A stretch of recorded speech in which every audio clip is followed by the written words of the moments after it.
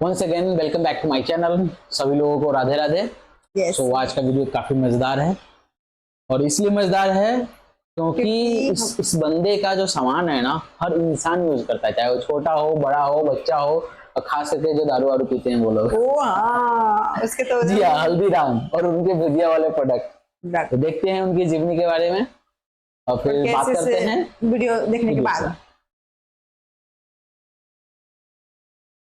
साल 1990 बीकानेर की गलियों में एक 12 साल का बच्चा अपनी बुआ से भुजिया बनाना सीखता है और केवल 2 पैसे में उसे बेचना चालू करता है, इस बात से बिल्कुल अनजान कि यही भुजिया एक दिन हजारों करोड़ों के बिजनेस एम्पायर की नींव बनेगी और एक दिन पूरी दुनिया में बिकने वाले लाखों भुजिया पैकेट्स में उसका नाम हल्दीराम प्रिंटेड होगा। ये कहानी है इंडिया के सबसे बड़े स्नैकिंग ब्रांड हल्दीराम्स की।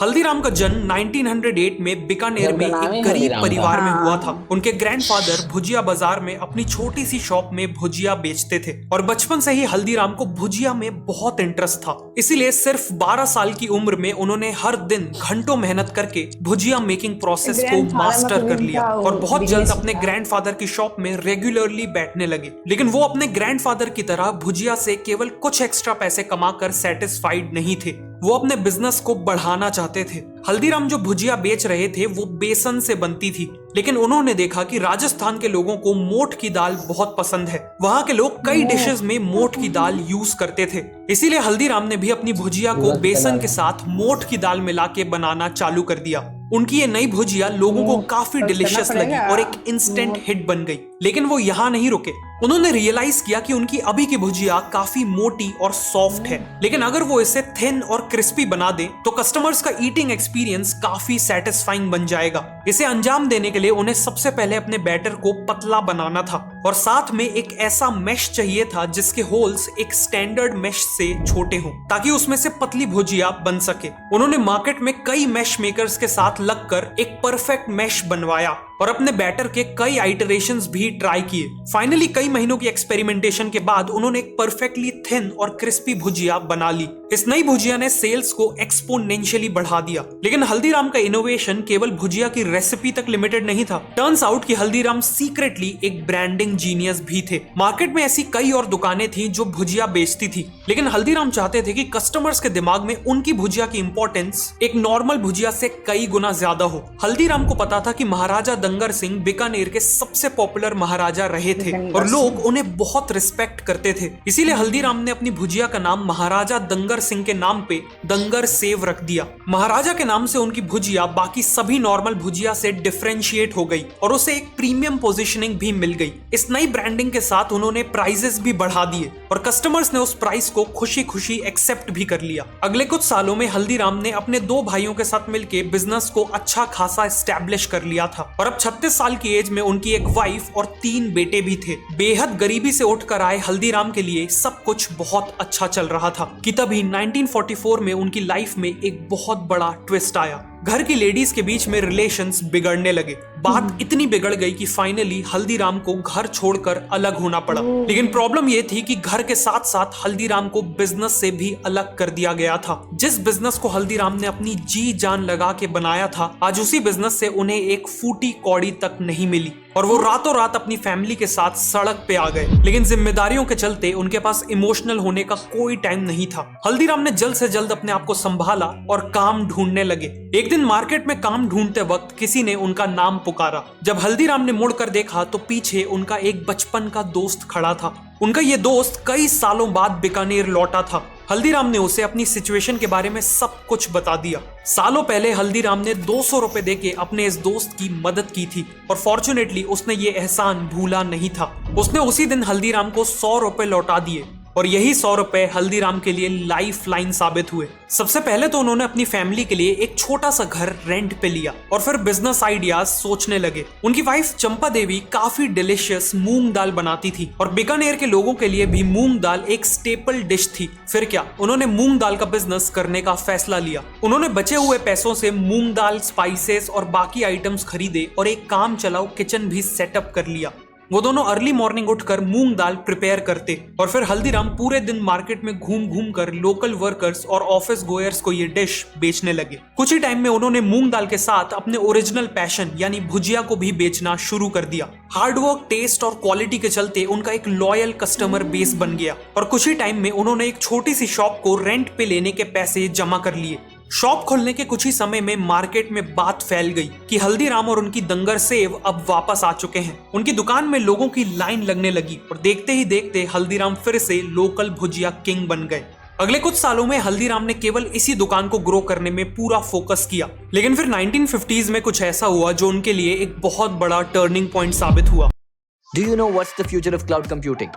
It's Docker. हल्दीराम अपने एक दोस्त की बेटी की शादी में कोलकाता गए थे। वहां उन्होंने सभी मेहमानों के लिए भुजिया बनाई थी और जब उन्होंने भुजिया खाने के बाद मेहमानों का रिएक्शन देखा तो वो काफी सरप्राइज थे। उन लोगों को भुजिया इतनी पसंद आ रही थी कि वो तारीफ तो कर ही रहे थे, साथ में हल्दीराम को बल्क ऑर्डर्स भी दे रहे थे। हल्दीराम को समझ आ गया था कि कोलकाता में अपने बिजनेस को एक्सपैंड करना एक बहुत बड़ी अपॉर्चुनिटी है, स्पेशली इसलिए क्योंकि वहां ऐसा कोई बड़ा कंपटीशन था ही नहीं जो भुजिया बेचता हो। 1955 में हल्दीराम ने अपने छोटे बेटे रामेश्वर लाल और अपने सबसे बड़े पोते शिव किशन को कोलकाता में बिजनेस सेटअप करने को भेजा। यहाँ भी उनकी शुरुआत एक छोटे से घर और केवल 8 स्क्वायर फीट की दुकान से हुई। शुरुआत तो स्लो थी, लेकिन इवेंचुअली कोलकाता में भी उनका बिजनेस वर्ड ऑफ माउथ के कारण ग्रो करने लगा और देखते ही देखते वो दिन की 150 से 200 किलो भुजिया बेचने लगे। ऑल्सो बंगालीज को अट्रैक्ट करने के लिए इन्होंने वहां के टेस्ट के हिसाब से बंगाली मिक्सचर नाम की नमकीन लॉन्च की जो काफी सक्सेसफुल हो गई।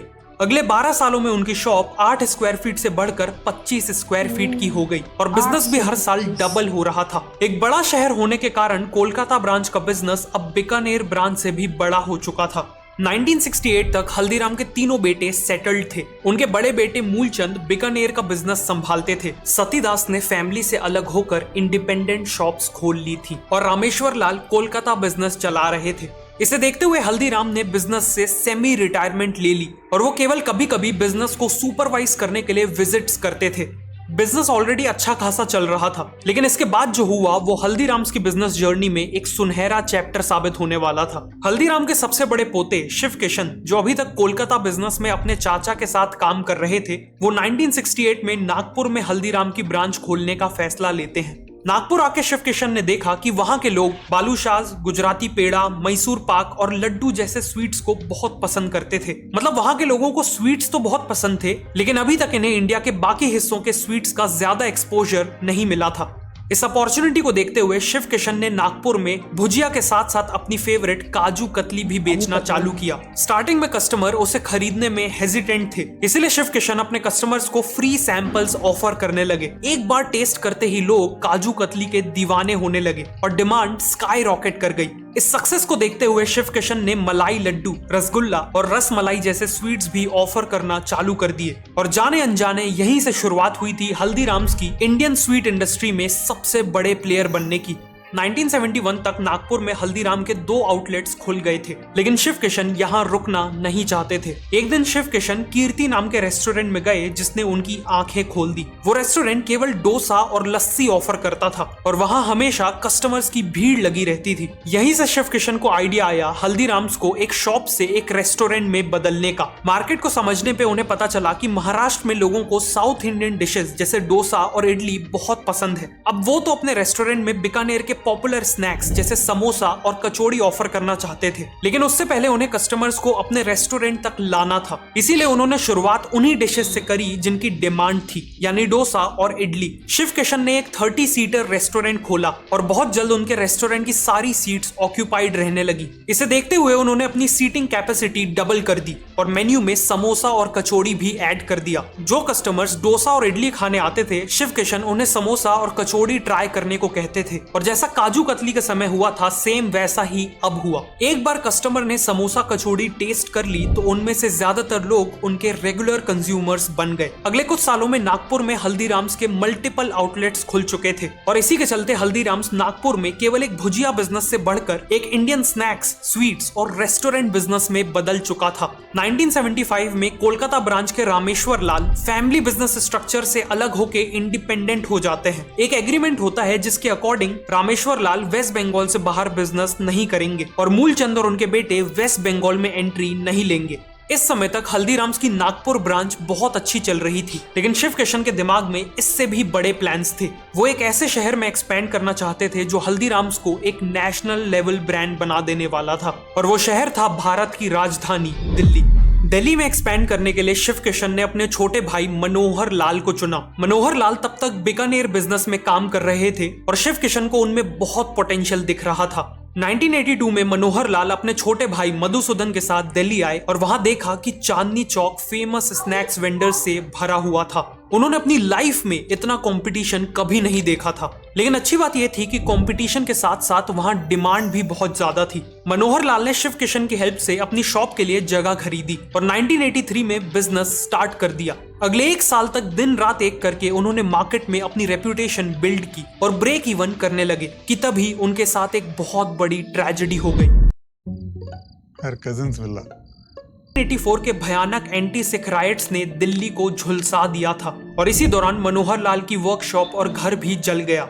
अगले 2 महीने तक हल्दीराम्स का दिल्ली का बिजनेस जीरो पे आ चुका था, लेकिन मनोहर लाल ने हार नहीं मानी। उन्होंने नागपुर और बीकानेर से फाइनेंशियल हेल्प ली और दिल्ली में एक नई 300 स्क्वायर फीट की वर्कशॉप एक्वायर की और बिजनेस को रीस्टार्ट किया। उन्होंने जो रेपुटेशन बिल्ड की थी वो बहुत काम आई और बिजनेस वापस पिकअप करने लगा। अगले कुछ सालों में उन्होंने न केवल अपनी करंट वर्कशॉप को एक्सपैंड किया, बल्कि एक 2000 स्क्वायर फीट की नई फैक्ट्री भी स्टैब्लिश की और नए आउटलेट्स भी खोले। बिजनेस लगातार ग्रो हो रहा था, लेकिन इन सब के बाद भी हल्दीराम्स एक मीडियम साइज्ड लोकल बिजनेस ही था। पर शिव किशन और मनोहर लाल चाहते थे कि हल्दीराम्स एक वर्ल्ड क्लास कंज्यूमर ब्रांड बने, इंडिया के हर घर के लोग उनके प्रोडक्ट्स कंज्यूम करें। उन्होंने देखा कि लिबरलाइजेशन के बाद पेप्सिको, केलॉग्स और नेस्ले जैसी ब्रांड्स ने इंडिया में कन्वीनियंस फूड्स बेचना चालू कर दिए हैं, बेसिकली पैकेज्ड और रेडी टू ईट फूड। लेकिन हल्दीराम ने यहाँ एक बहुत बड़ा गैप स्पॉट किया। ये सभी फॉरेन ब्रांड्स इंडियंस को वेस्टर्न कल्चर का पैकेज्ड फूड मार्केट करने में हजारों करोड़ों लगा रहे थे,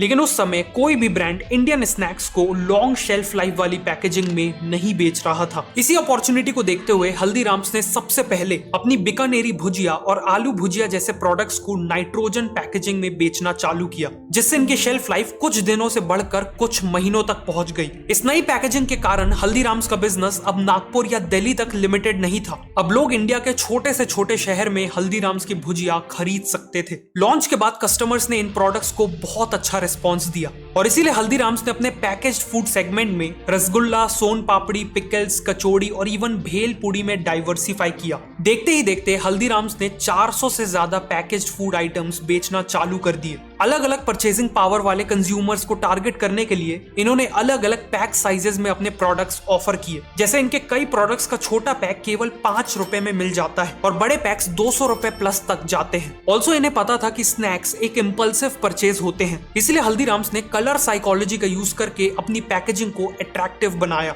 और फाइनली इंडिया के कोने कोने तक पहुंचने के लिए हल्दीराम्स ने 100 से ज्यादा डिस्ट्रीब्यूटर्स और लाखों रिटेलर्स को ऑन बोर्ड किया। इन्हीं स्ट्रैटेजीज के चलते आज इंडिया के ऑलमोस्ट हर घर में लोग हल्दीराम के स्नैक्स खाते हैं और इवन यूएस, सिंगापुर और यूके जैसे 80 से ज्यादा देशों में Haldiram's one of the most popular Indian snacks brand है। करीब 100 साल पहले हल्दीराम्स की शुरुआत भुजिया को 2 पैसों में बेच के हुई थी और आज उसी हल्दीराम्स ने 9000 करोड़ से ज्यादा का बिजनेस किया है। हल्दीराम्स की कहानी ये प्रूव करती है कि कस्टमर्स को डिलाइट करके, लगातार प्रोडक्ट्स को इनोवेट करके और समय के साथ खुद को बदल के कितना भी बड़ा बिजनेस बनाया जा सकता है, चाहे शुरुआत कितनी ही छोटी क्यों ना हो। सही बात है। अगर आपको ये वीडियो अच्छी लगी तो मेरे बहुत ज्यादा अच्छी लगी। मतलब उसका ये सिंगल पर्सन का काम नहीं है, मतलब पूरी फैमिली, उनके फैमिली बच्चे, उनके सब लोग, सबको बिजनेस बांट के और उसको यहाँ से वहाँ नहीं जाना है, उसको वहाँ से यहाँ नहीं आना है। ये भी मतलब अच्छा था ना कि लेकिन आजकल देखिए अब हर शॉप पे हल्दीराम्स की भुजिया, बहुत ज्यादा कचौड़ी, समोसे मिलते हैं आजकल छोटे ऑल ओवर इंडिया में, वर्ल्ड में। हाँ, वर्ल्ड में फेमस हो गया। 9000 करोड़ का बिजनेस है। पर आवर्स लाखों रुपए, पर मिनट लाखों रुपए उनके आते हैं। मतलब पूरा खत्म होने के बाद फिर से स्टार्ट करना, फिर उस जर्नी को पार करना बहुत बड़ी बात बस बेस था ना उनके पास। एक जगह का हट गया था तो वापस से खड़ा कर दिया, दूसरे जगह चलता था। और जैसे जब से हमारा ऑनलाइन क्या बोलते हैं ना, फूड पैकेट फूड का वो- announcement हुआ, उसके बाद से बिजनेस काफी लोगों की बढ़ी है। बहुत ज्यादा। तो बट ये इंस्पायरिंग है Inspiring, कि हाँ। आप एक भुजिया वाला देखने आदमी के है लिए। जो भुजिया बनाता है, अपने बिजनेस को किस हिसाब से बढ़ा एक्सपेंड करता है, किस हिसाब से उसको आगे लेके जाता है, ये एक सीखने वाली चीज सीखने है। वाली चीज है Obvious जो सी हर बात एक है। इंसान को सीखने की जरूरत है इससे। तो करते हैं खत्म और बिल्कुल। मिलते हैं अगले वीडियो में, तब तक के लिए बाय बाय। बाय।